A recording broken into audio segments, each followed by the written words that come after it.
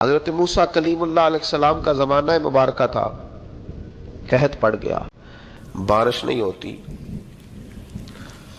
ہم لوگ نا اب تو خیر ہمارے پاکستان میں تو ٹیبل ٹاک ہوتی ہے، ٹاک شو ہوتے ہیں، ہمارے ہاں تو پتہ کیا جاتا ہے کہ بارش ہو کیوں نہیں رہی، پھر اس پہ یہ ہوتا ہے کہ دھواں بڑا چڑھ گیا ہے، حالات بڑے خراب ہیں، فلاں ایسے ہو گیا قحط کا۔ ہم تو اسباب تلاش کرتے رہتے ہیں نا جی، فوق بہت زیادہ ہے، فلاں چیز ایسے ہے، فلاں چیز ایسے ہے، ہم تو یہ تلاش کرتے رہتے ہیں۔ وہ لوگ یوں نہیں کرتے تھے، وہ سیدھے جا کے مصلوں پہ بیٹھتے تھے، اس لیے کہ وہ کہتے تھے جب رب چاہتا ہے تو پھر کوئی چیز کسی چیز کو روک سکتی، وہ سیدھے مصلے پہ بیٹھتے۔ اعلیٰ حضرت فاضل بریلوی رحمۃ اللہ علیہ کے پاس ایک مولانا محمد حسین آئے، وہ فلکیات کے بڑے ماہر تھے، تو اعلیٰ حضرت نے فرمایا ذرا ستاروں کا حساب لگا کے دکھاؤ بارش کب ہوگی۔ کہنے لگا پورا مہینہ تو نہیں ہوگی۔ تو اعلیٰ حضرت رحمۃ اللہ علیہ فرمانے لگے کہو کہ میرا علم کہتا ہے مہینہ نہیں ہوگی، اللہ چاہے تو ابھی ہو سکتی ہے۔ کہنے لگا جی وہ تو ٹھیک ہے پر میرا علم، وہ جیسے روز لوگوں نے پیر نیٹو سے شاہ صاحب نہیں کھولے ہوتے کہ بارش کب آئے گی، اور اس کی طرف نہ دیکھ، مصلے پہ بیٹھ، مہربانی کر مصلے پہ بیٹھ، اللہ کی بارگاہ میں حاضر ہو، اس سے معافی مانگ، اسے منا تاکہ وہ رحمت کی بارش۔ کہنے لگا جی میرا علم کہتا ہے۔ تو اعلیٰ حضرت فرمانے لگے پھر وہی بات، تو کہ اللہ چاہے تو بارش ابھی، لیکن یہ جو اڑ گئے ہیں نا بیچارے، یہ اڑ ہی گئے ہیں، یہ جہاں الجھ گئے ہیں وہاں یہ لوگ الجھ گئے، اللہ ہمیں الجھنے سے محفوظ فرمائے۔ تو اعلیٰ حضرت اٹھے تو فرمایا ٹائم کیا ہوا ہے گھڑی پہ؟ کہنے لگا جی 12۔ تو اعلیٰ حضرت نے گھڑی گھمائی، اب کیا بج گیا؟ کہنے لگا 4 بج گئے۔ فرمانے لگے بج گئے نا 4؟ کہنے لگا جی آپ نے گھڑی گھما جو دی ہے۔ فرمانے لگے اللہ بھی جب چاہے تو ستارے گھما دیتا ہے، اللہ بھی ستارے گھما دیتا ہے بارش۔ کہنے لگا جی وہ تو ٹھیک ہے پر مہینہ نہیں ہو سکتی۔ اڑا ہوا بندہ، اس کا کوئی علاج ہے؟ جو اڑ جو جائے اس کے لیے قرآن کہتا ہے وَإِذَا خَاطَبَهُمُ الْجَاهِلُونَ قَالُوا سَلَامًا، اسے سلوٹ کرو دور سے، اسے کو تو جان اور تیرا۔ کہنے لگا جی ہو نہیں سکتی پورا مہینہ۔ فرمانے لگے یار تو جا اپنا کام کر۔ وہ شخص کہتا ہے میں نے دروازہ کھولا اعلیٰ حضرت کا، کمرے سے باہر نکلا تو تیز بارش ہو رہی، واپس آیا تو میں نے کہا احمد رضا یہ عقیدہ کہاں سے لیا ہے؟ فرمایا دروازہ مصطفیٰ سے لیا ہے صلی اللہ علیہ وسلم۔ تو یاد رکھیں کہ اللہ کو منانا چاہیے، استغفار کرنا چاہیے، اس کی برکات۔ حضرت موسیٰ ساری قوم کو لے کے نکل گئے۔ آؤ بھائی میدان میں اللہ کی بارگاہ میں استغفار کریں اور بارش کا سوال کریں، بارش مانگے۔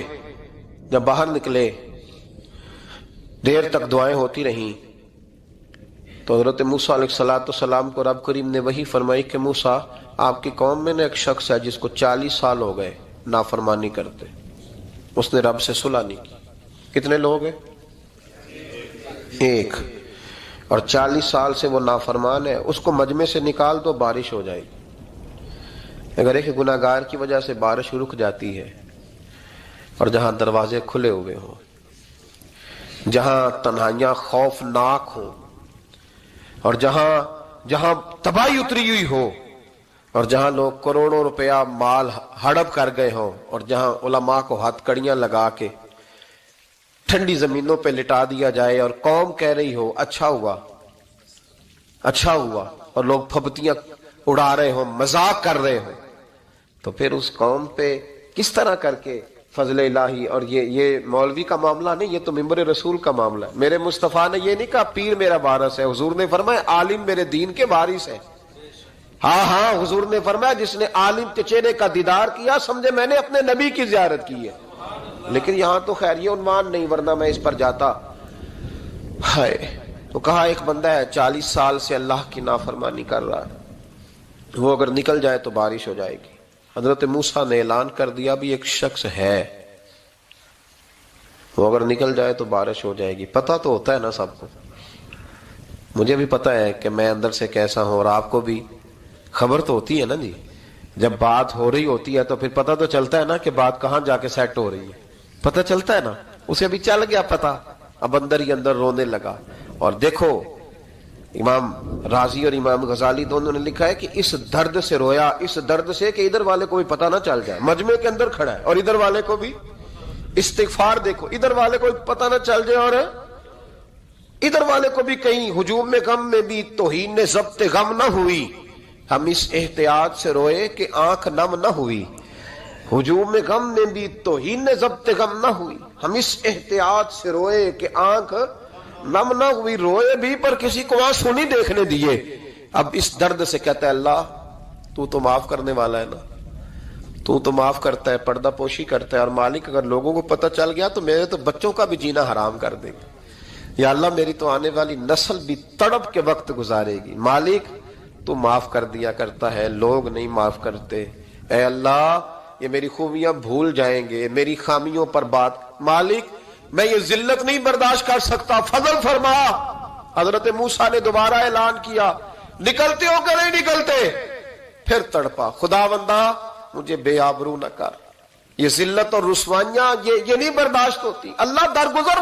حضرت موسیٰ نے تیسرا اعلان کیا نکلتا ہے یا میں پھر اس کا نام لوں، اللہ سے پوچھ کے نام لوں اس کا، بتاؤ کون ہے؟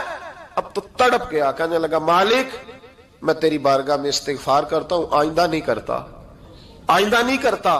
یہ لفظ ادا کیے، بندہ کوئی بھی نہیں نکلا، رب کریم نے بارش عطا کر دی، تیز بارش جب برسی نا، تیز بارش، تو لوگ تو مین دیکھ کے دوڑ گئے۔ تو حضرت موسیٰ کہنے لگا یا اللہ مجھے بھی تو بتا، تو نے کہا تھا کہ جب تک بندہ نہیں نکلتا بارش نہیں ہوگی، تو نکلا کوئی بھی نہیں، بارش ہو گئی، ماجرا کیا ہے؟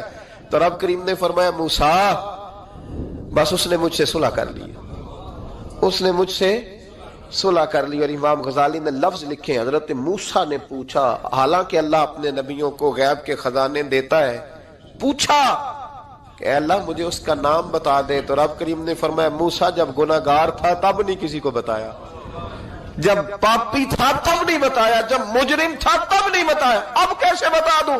فرمایا اس کی میری صلح ہو گئی ہے، اور فرمایا جو بارش نہیں نہ ہو رہی تھی وہ بھی اس کی وجہ سے نہیں ہو رہی تھی، اب جو ہوئی ہے نا تو یہ بھی اسی کی وجہ سے ہوئی ہے، یہ بارش اب جو ہوئی ہے تو یہ بھی یہ اس گناہگار کے سبب سے۔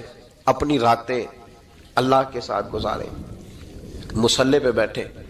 میرے صاحب رحمۃ اللہ علیہ سے جب کوئی کہتا نا کہ بڑا پریشان ہوں تو کچھ بتائیں، تو فرماتے آج رات مصلی پہ بیٹھ کے اپنے رب سے بات کرنا، میں بھی بات کروں۔ بندوں کو دکھ بتانے سے عزت میں کمی آتی، اور اگر اللہ کو بندہ اپنے دکھ بتائے تو اللہ عزتیں بڑھا دیتا ہے۔ ترمذی شریف کی حدیث ہے، نبی پاک علیہ السلام نے فرمایا اگر تو دنیا داروں کو دکھ بتائے گا تو اللہ تجھے غنی نہیں کرے گا، اور اگر تو اپنے رب کو بتائے گا تو اللہ بڑی جلدی تجھے دنیا سے بے نیاز کر دے، تجھے لوگوں کی ضرورت نہیں رہے گی۔ استغفار کریں، کثرت سے کریں، ذوق سے کریں، مصلی آباد رکھیں۔ حضرت موسیٰ علیہ السلام کا زمانہ مبارکہ ہے، ایک شخص نے اپنے کزن کو، اپنے چچا کے بیٹے کو، چچا زاد کو قتل کر دیا، اور خود ہی اس کا مدعی بن کے حضرت موسیٰ کے پاس آیا کہ بتائیے جناب میرے اس بھائی کو کس نے قتل کیا ہے؟ حضرت موسیٰ نے ایک سادی سی بات کی، کیا فرمایا؟ وَإِذْ قَالَ مُوسَىٰ لِقَوْمِهِ إِنَّ اللَّهَ يَأْمُرُكُمْ أَن تَذْبَحُوا بَقَرَةً۔ حضرت موسیٰ علیہ السلام نے اپنی قوم سے کہا کہ اللہ تمہیں حکم دیتا ہے کہ ایک گائے ذبح کرو، گائے کا کچھ حصہ مقتول کو مارو، وہ خود اٹھ کے بتا دے گا مجھے کس نے قتل کیا ہے۔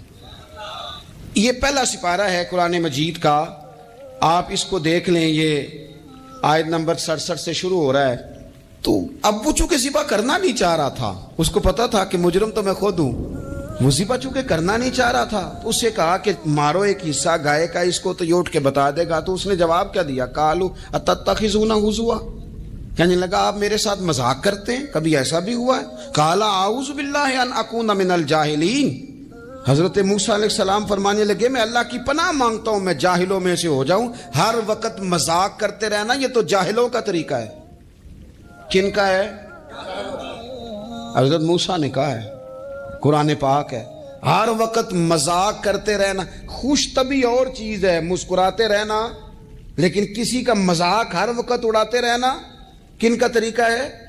جاہلوں کا۔ جب کہا نہیں ذبح کرنی ہے تو اب ذرا دیکھیے، کرنا نہیں نہ چاہ رہے، قالوا ادع لنا ربک یبین لنا ما ہی، کہنے لگے اے موسیٰ پھر آپ نہ رب سے دعا کریں کہ وہ ذرا کھول کے بتائے وہ گائیں کس طرح کی ہو، ارادہ نہیں نہ ذبح کرنے کا، آپ دعا کریں۔ قال انہ یقول انہا بقرۃ لا فارض ولا بکر، فرمایا کہ رب کہتا ہے وہ گائے نہ بوڑھی ہو نہ زیادہ بچیا ہو، عوان بین ذالک، ان کے درمیان ہو، یعنی جوان گائے ہو۔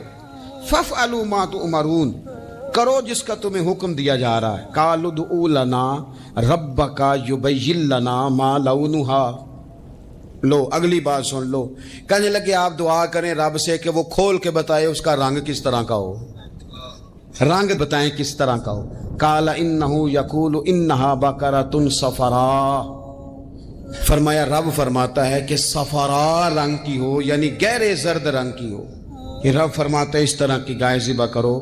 فاقع لونھا تسر الناظرین. اور جب کوئی اسے دیکھے تو اسے اچھا بھی لگے, آنکھوں کو اچھی لگے وہ گائے, اس طرح کی گائیں ذبح کرو. لو اتنی باتیں بتا دی. قالوا ادعوا لنا ربک یبین لنا ما ہی. کہنے لگے نہیں آپ پھر دعا کریں اللہ ذرا کھول کے بتائے گائیں کس طرح کی ہو. ان البقرہ تشابہ علینا. ہمیں ذرا گائیں پر شبہ پڑ گیا ہے کس طرح کی ذبح کرنی چاہیے. وَإِنَّا انشاءاللہ لمہتدون. اگر اللہ نے چاہا تو ضرور ہم ہدایت پا جائیں گے. پھر اللہ تعالیٰ نے فرمایا کہ قال انہ یقول انہا بقرۃ لا ذلول تثیر الارض. گائیں اس طرح کی ہو کہ وہ کبھی کھیتی میں نہ چلائی گئی ہو, یعنی اس کو کبھی کام نہ اس سے لیا گیا ہو. بیل کو لوگ لگاتے تھے نا, جو کام آج ٹریکٹر سے لیا جاتا ہے وہ گائے بیل سے لیا جاتا تھا. تو وہ کھیتی باڑی کے کام نہ اس کو لگایا گیا ہو. ولا تسقی الحرث. اور نہ اس سے پانی نکالا گیا ہو, نہ کھیت چلانے ہل چلانے میں لگائی گئی ہو. اور وہ جو کنواں ہوتا تھا جس کے گرد گائیں گھومتی تھی, تو کہا وہ بھی کام اس نے نہ کیا ہو گائے نے. مسلمۃ لا شیۃ فیہا. وہ ہر عیب سے پاک ہونی چاہیے. قالوا الآن جئت بالحق. اب کہنے لگے اب آپ صحیح بات لے کے آئے, اب سوال ختم ہو گئے نا. کہنے لگے اب آپ بات فذبحوہا. انہوں نے ذبح کر دی. وما کادوا یفعلون. پر ایسا کرتے نظر آتے, لگتا نہیں تھا کریں گے ذبح پر ذبح. اچھا یہ گائیں پھر ملی کیسے؟ امام خازن کہتے ہیں کہ ایک نیک آدمی تھا, تو اس کا آخری وقت آ گیا, تو اس کے پاس جو کل جمع پونجی تھی وہ ایک بچیا تھی, گائیں کی بچی, بچیا ویڑی.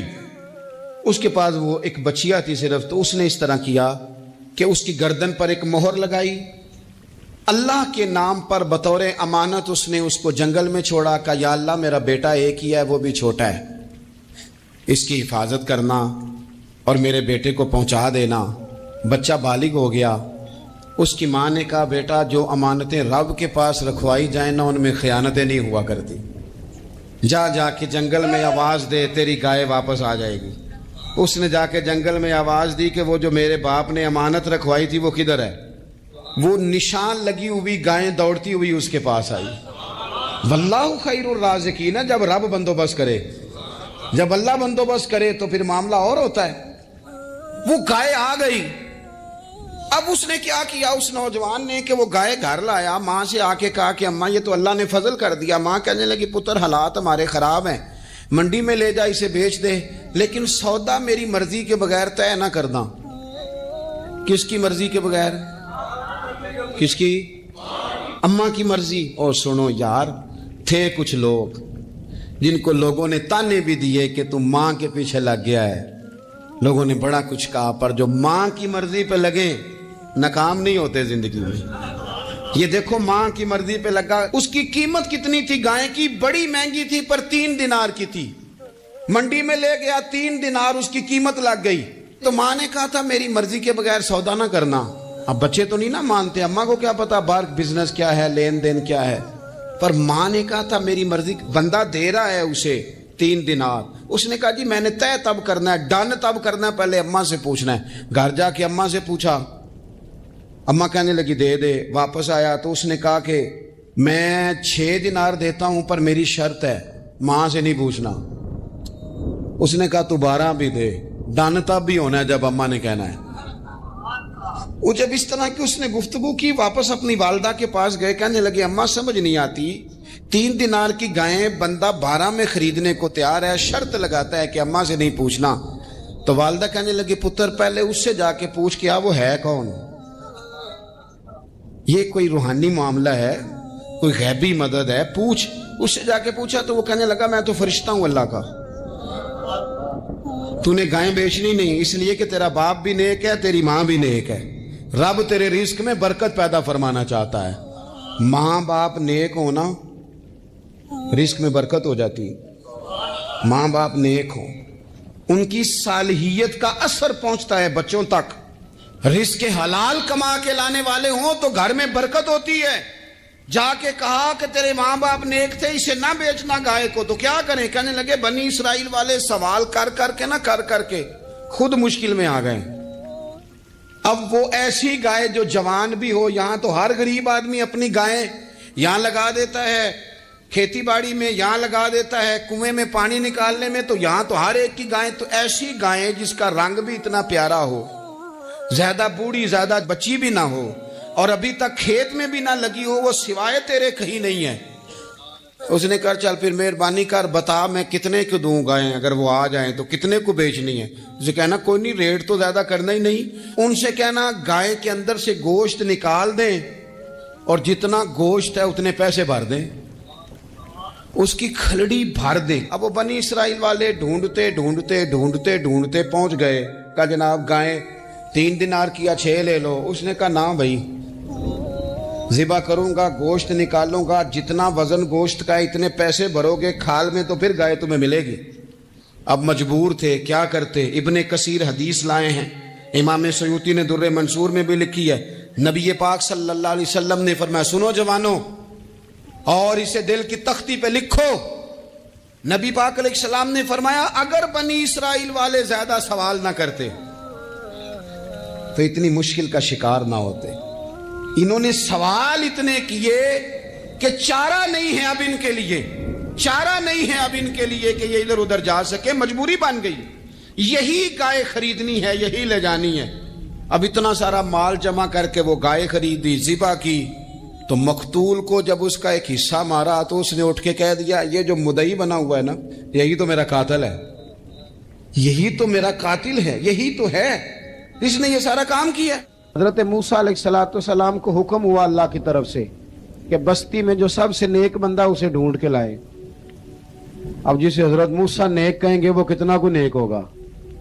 ایک بندہ ڈھونڈ کے پیش کیا, مکتوبات 2 صدی میں یہ بات لکھی ہے صوفیان, ڈھونڈ کے پیش کیا تو کمال کی یہ سب سے نیک ہے.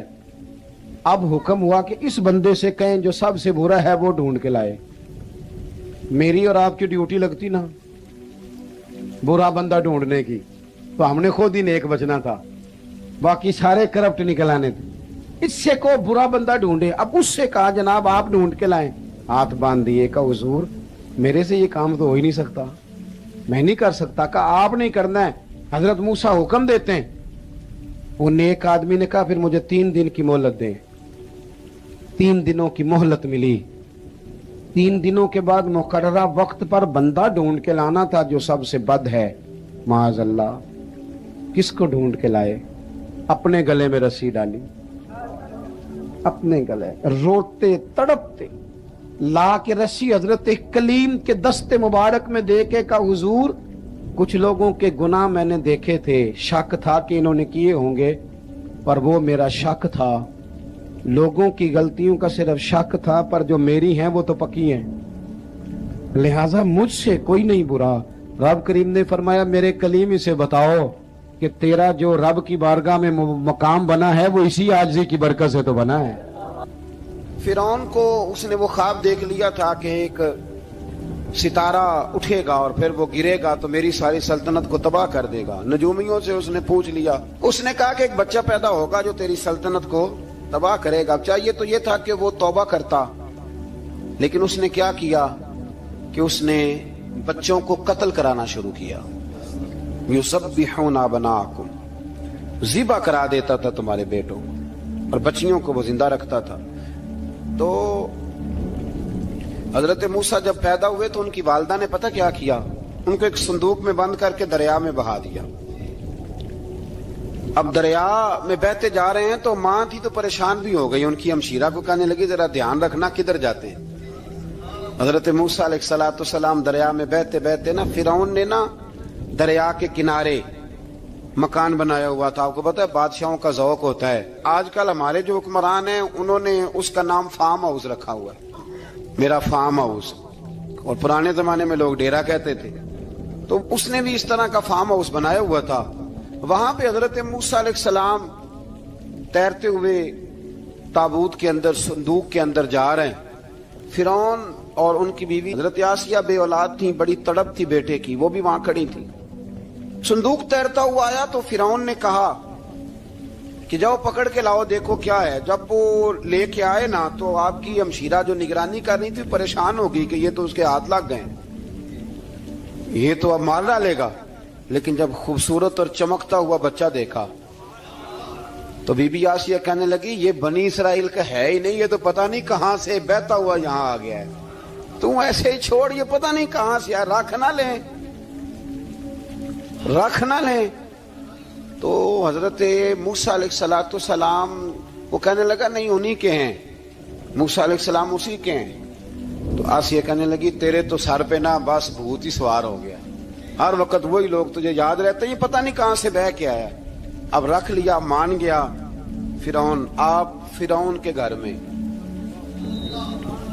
जो इसलिए बच्चे मरवा रहा था कि मेरी सल्तनत हजरत मूसा पैदा ना हो जाए, तो उसी के घर में परवरिश पाने लगे, उसी के घर में। अब औरतें मंगाई गई दूध पिलाने के लिए, तो हजरत मूसा अलैहिस्सलाम किसी बीबी का दूध नहीं पीते, तो आपकी हमशीरा ना वहीं दाएं बाएं घूमती रहती। तो कहने लगी जनाब आसिया से कि मैं एक बीबी को जानती हूँ, बड़ी साफ सुथरी है, मुझे उम्मीद है ये बच्चा उसका दूध पिएगा। तो फिरौन कहने लगा दौड़ के ला। तो अपनी वालदा को लेके आई तो हजरत मूसा ने फौरन दूध पीना शुरू कर दिया। फिरौन को फिर थोड़ा शक हुआ। एक रवायत यूं भी लिखी है बाज लोगों ने कि फिरौन एक दिन उठाया हुआ था हजरत मूसा की, अभी थोड़ी सी उम्र थी, तो आपने उसकी दाढ़ी पकड़ के तो एक घूंसा दे मारा। जलाली तो शुरू से है ना। तो कहने लगा आसिया तू मान ना मान, ये बच्चा वही है। तो हजरत बीबी आसिया कहने लगी कि तुझे गलत फहमी है, ये वो नहीं है। उसने कहा देखो ना, ये तू उठाती है तो प्यार करता है, और मेरे जब करीब आता है तो इसके लबो लहजे में मैं तलखी महसूस करता हूँ। उसने कहा बच्चों को क्या पता। खैर एक तरफ उसने खाने पीने की चीजें रख दी, एक तरफ अंगारे रख दिए। वो भी हजरत आसिया कहती हैं कि तुझे समझ आए बच्चे बच्चे होते हैं। हजरत मूसा बच्चे तो थे, पर थे तो अल्लाह के नबी ना, अल्लाह के नबी थे। जब उसने कहा ना ये बच्चे हैं, तो हजरत मूसा अलैहिस्सलाम बजाए अंगारों की तरफ जाने के, नबी थे, वो सीधे खाने पीने वाली चीजों की तरफ बढ़ने लगे। फिर उन कहने लगा आप बता। अल्लाह ताला ने हजरत जिब्रील को भेजा, उन्होंने कहा इधर नहीं जाना, आप उधर जाइए।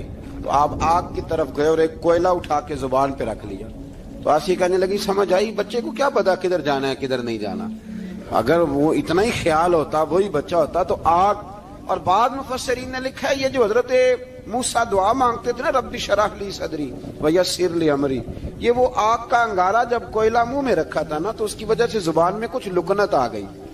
तो आप दुआ करते थे कि या अल्लाह मेरी जुबान की वो बंद गिरा खोल दे, ताकि मैं खुल के फिरौन के सामने बात कर सकूं। वहीं हजरत मूसा पलने लगे, वहीं पले, वहीं जवान हुए, वहीं अल्लाह ने सारी दौलतें दी, बहन भी मिली, मां भी मिली, और सारे अजीजों का प्यार भी मिला। उसी घर के अंदर अल्लाह ने परवरिश करके फिरौन के जुल्म से बनी इसराइल को निजात अता फरमाई। तो मूसा फिर फिरौन के घर में पलने लगे, और जब जवान हो गए तो फिरौन के यहाँ जो जुल्म होता था हजरत मूसा उस पर बोल पड़ते थे, जलाल फरमाते। तो फिरौन फिर नाराज नाराज रहने लगा, यहां तक कि उसने आपको निकाल दिया, आप तशरीफ ले गए वहां से। तो हजरत मूसा एक दिन शाम के वक्त दोबारा आए बस्ती में, लोग सोए हुए थे।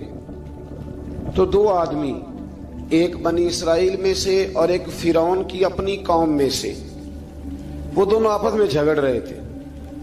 लेकिन वो जो हजरत मूसा की बनी इसराइल की कौम का शख्स था, उस पर वो कब्ती, वो जो फिरौन के करीबी लोगों में से था, वो जुल्म कर रहा था और बोझ उठाने की बात कर रहा था। अब उसने हजरत मूसा को पुकारा कि ये देखे मेरे साथ किस तरह की बात कर रहा है। तो हजरत मूसा का इरादा भी नहीं था, आपने बस उसको समझाया, पर कुछ लोगों को समझ। तो हजरत मूसा ने फिर एक मुक्का मारा, एक घोंसा मारा, सिर्फ एक ही। ये कई तगड़े और दलेर इस तरह के भी होते हैं कि घोंसा एक भी बर्दाश्त नहीं करते। वो एक मारा, आदमी धड़ाम से जमीन पे गिरा और मारी गया। हजरत मूसा का इरादा नहीं था, लेकिन वो मर गया। हजरत मूसा अलैहिस्सलाम ने इस बात पर अपने रब से इस्तगफार भी फरमाई। कुरान कहता है कि उन्होंने माफी चाही कि अल्लाह मेरा इरादा नहीं था। बहरहाल अगले दिन ना हजरत मूसा दोबारा आए। वो सुना करते थे ना हम कि बेवकूफ दोस्त से अक्लमंद दुश्मन बेहतर होता है। वो कम से कम दुश्मनी तो अक्लमंदी से करता है ना, लेकिन जो बेवकूफ दोस्त हो, बेवकूफ। हजरत मूसा दोबारा आए तो वो बनी इसराइली अगले दिन किसी और से झगड़ा कर रहा था। फिर उसने मदद के लिए पुकारा तो हजरत मूसा कहने लगे, मुझे लगता ये है कि तेरी आदत है, तो खुद बड़ा झगड़ालू है, तूने रोज नया झगड़ा शुरू किया होता है। हजरत मूसा जब उसकी तरफ बढ़े ना डांटने के लिए, तो उसने शोर करना शुरू कर दिया। कहने लगता है जिस तरह आपने उसे कल कत्ल किया था, मुझे भी कत्ल ही करेंगे। ये इंसानों का मिजाज है कि आप जब तक किसी के तबीयत के मुताबिक चलेंगे वो राजी रहता है, और जरा आप उसकी तबीयत से हटते हैं तो वो शोर करता है। उसने कहा जी आप मुझे भी लगता है मारेंगे। हजरत मूसा कलीमुल्लाह अला नबीना अलैहिस्सलातु सलाम के बारे में जब उसने शोर किया तो बात फिर फिरौन के दरबार तक गई। वो तो पहले ही बहाना तलाश कर रहा था। उसने कहा ढूंढो, पकड़ो और माज़अल्लाह शहीद करेंगे। किसी ने आके खबर दी कि आप जहां से हिजरत कर जाएं, इसलिए कि आपके लिए यहाँ हालात दुरुस्त। और भाई ये छोड़ दिया करें बात कि फला आदमी के हक में फलां जगह हालात कैसे खराब हुए, तो नबी करीम अलैहिस्सलाम मक्का छोड़ के क्यों आए? हजरत मूसा अलैहिस्सलाम ने हिजरत क्यों फरमाई? ये एक ऐसी अजीब बहस है जिसको लोग बिला वजह छोड़ देते, बिला वजह छेड़ देते हैं। और बिलखुसूस एक खातून ने एक दफा मुझे पैगाम दिया तो मैं बड़ी उसकी बात सुन के मुझे अजीब लगा। वो कहने लगी कि दूसरी जगह मेरी शादी हुई है, मुझे तलाक हो गई थी, तो मुझे एक ताना रोज सुनने को मिलता है, तो इतनी अच्छी होती तो वहां ना रह लेती। तो भाई ये कोई ताने वाली बात है? कोई जरूरी है कि बीवी गलत होती है तो तलाक होती है? अल्लाह के महबूब अलैहिस्सलाम की 2 साहिबजादियों को अबू लहब के 2 बेटों ने तलाक भेज दी थी। किसकी गलती थी? तो आप क्या कह सकते हैं यहाँ क्यों तलाक? तो इतनी जल्दी बात थोड़ी कर देंगे आप, थोड़ी एहतियात फरमाएं बोलने में। तो हजरत मूसा अलैहिस्सलाम वहां से निकले और आप मदियन की तरफ चले गए। मदियन वो इलाका था जहां फिरौन की हुकूमत कोई नहीं थी। हजरत मूसा जैसे ही वहां पहुंचे तो उनके अंदर एक जज्बा था, जुल्म होता नहीं देख सकते। जब वहां पहुंचे तो उन्होंने देखा लोग अपने अपने जानवरों को घाट पे पानी पिला रहे हैं और 2 खवातीन है वो बिल्कुल पीछे खड़ी हैं। तो हजरत मूसा कलीम आगे बढ़ के कहने लगे, तुम क्यों नहीं पानी पिलाती? तो वो कहने लगी, हमारा भाई कोई नहीं, बाप हमारा बूढ़ा है। अल्लाह अकबर। मजबूरी ये है, हम हैं भी पर्दादार घराने की, मजबूरी हमारी ये है कि जब तक ये सारे लोग पानी पिला नहीं लेंगे उतनी देर तक हमारी बारी नहीं आएगी। तो हजरत मूसा कलीमुल्लाह अलैहिस्सलाम फरमाने लगे, अच्छा ये बात है तो जानवर मुझे दो। वो हो ये रहा था कि चूंकि मर्द पानी पिला रहे थे तो और जितने भी मर्द आते जाते थे वो घुसते जाते थे, वो घुसते जाते थे और औरतें बेचारी खड़ी थी। हजरत मूसा झट से आगे बढ़े, पीछे हटो। उन 2 खवातीन पाकबाज औरतों के जानवरों को पानी पिलाया और फिर आप दोबारा वहीं बैठ गए। वो बीबियां जल्दी जल्दी घर गईं, जाके अपने वालिद से कहने लगी, अब्बा जी कमाल हो गया, इस बस्ती में एक ऐसा आदमी मिला है जो औरतों की तरफ देखता है तो नेकी करने के लिए आगे बढ़ता है, जो मजबूर और बेकस के लिए अच्छे जज्बात रखता है। फरमाया जल्दी लाओ। कुछ मुफस्सिरीन और तरफ भी गए हैं, लेकिन जमहूर ने लिखा है कि वो हजरत शुएब अलैहिस्सलाम थे। हजरत शुएब ने घर बुलाया, अपनी एक बेटी को भेजा, फरमाया बेटे बुला के लाओ।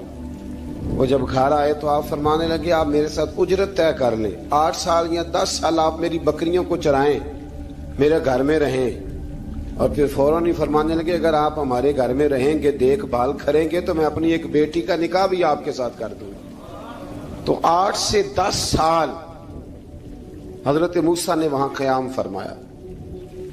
और फिर जब आपका निकाह हो गया तो आप अपनी बीवी को लेके मिस्र की जानिब जा रहे थे, तो रास्ते में ना ठंड ज्यादा हो गई, तो अपनी जोजा से कहने लगे, वहां आग जल रही है, मैं तेरे लिए आग लेके आता हूं ताकि तू ताप सके, गर्मी हासिल कर सके। वहां गए तो दरख्त से आवाज आई, मूसा मैं तेरा रब हूं। दरख्त से आवाज आई, मूसा मैं तेरा रब हूं। और हजरत मूसा कलीमुल्लाह को वहां वही आनी शुरू हुई।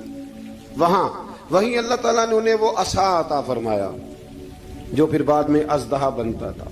रब करीम ने वहीं हजरत मूसा कलीम को वहीं यदे बैसा अता फरमाया। अपना हाथ गिरेबान में डाल के निकालते थे तो चांद और सूरज की तरह रोशनी दिया करता था। यदे बैजा लिए बैठे हैं अपनी। मैं कभी कभी कहा करता हूं कि मौला के देने के अंदाज बड़े अनोखे हैं। भाई यूसुफ को कुएं में फेंकते हैं तो अल्लाह मिस्र का हुक्मरान बना देता। तो फिर हजरत मूसा वहां से वापिस आए और आकर के आपने दोबारा वो सारा निजाम जिंदगी शुरू फरमाया। मूसा अलैहिस्सलाम ने उनको दावत हक दी और कहा कि मैं तुम्हारे पास वाज़े निशानियां लाया हूं, बनी इसराइल को मेरे साथ भेज दो। फिरौन ने मोजज़ात पेश करने के लिए कहा तो हजरत मूसा अलैहिस्सलाम ने अपना असा जमीन पे डाला, अपना असा, अपनी छड़ी, अपना डंडा जमीन पे डाला तो वो एक वाज़े अज़दहा बन गया। फिर हजरत सैयदना मूसा अलैहिस्सलाम ने अपना हाथ गिरेबान से निकाला तो वो देखने वालों के लिए रोशन हो गया, हाथ के अंदर नूर पैदा हो गया। यदे बैजा लिए बैठे हैं अपनी आस्तीनों में। फिरौन के सरदारों ने हक को कबूल करने की बजाय इसे जादू करार दे दिया और कहा कि ये तुम्हें अपने मुल्क से निकालना चाहता है। उन्होंने कहा इस मामले को जरा ढील दो और जादूगरों को जमा करो।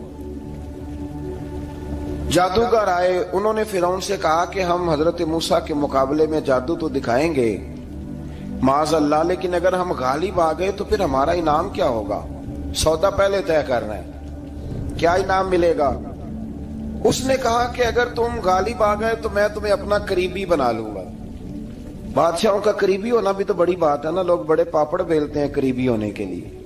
और ये जो करीबी होते हैं ना, बिलखुसूस जो बादशाहों के करीबी होते हैं, बादशाहों की तबाही का सबब भी यही लोग ही बनते हैं। ये उनको रोज खबर देते हैं कि सब अच्छा है, सब अच्छा है।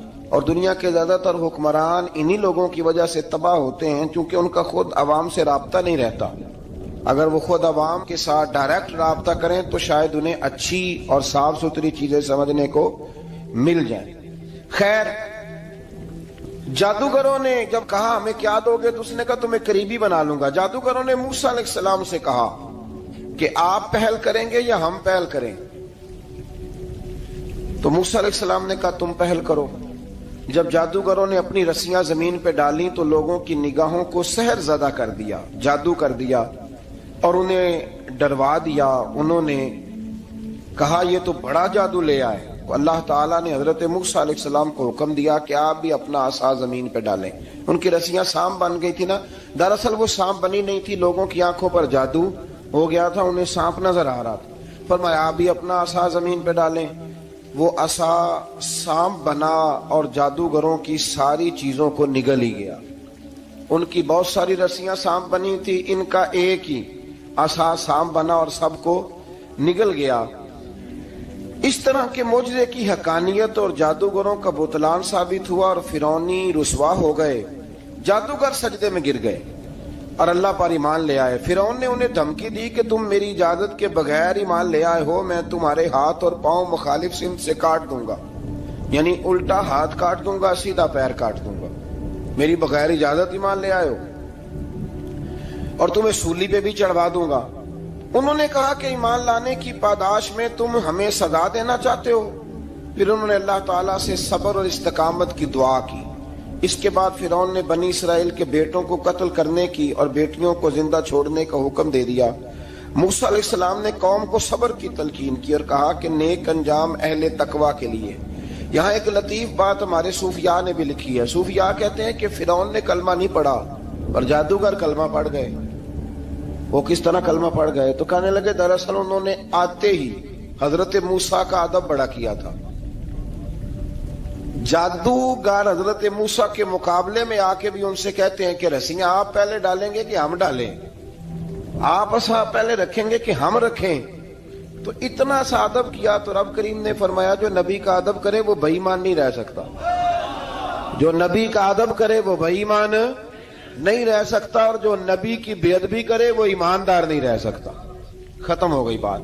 यहाँ हमारे सूफिया ने ये बात लिखी है कि चूंकि उन्होंने आते ही कहा था कि आप पहले डालेंगे या हम पहले डालें, तो हजरत मूसा से उन्होंने पूछ लिया, नबी के पूछे बगैर पहल नहीं की, तो अल्लाह ने उन्हें ईमान की दौलत अता कर। अल्लाह ताला ने फिरौनियों पर कहत साली का अजाब नाजिल किया।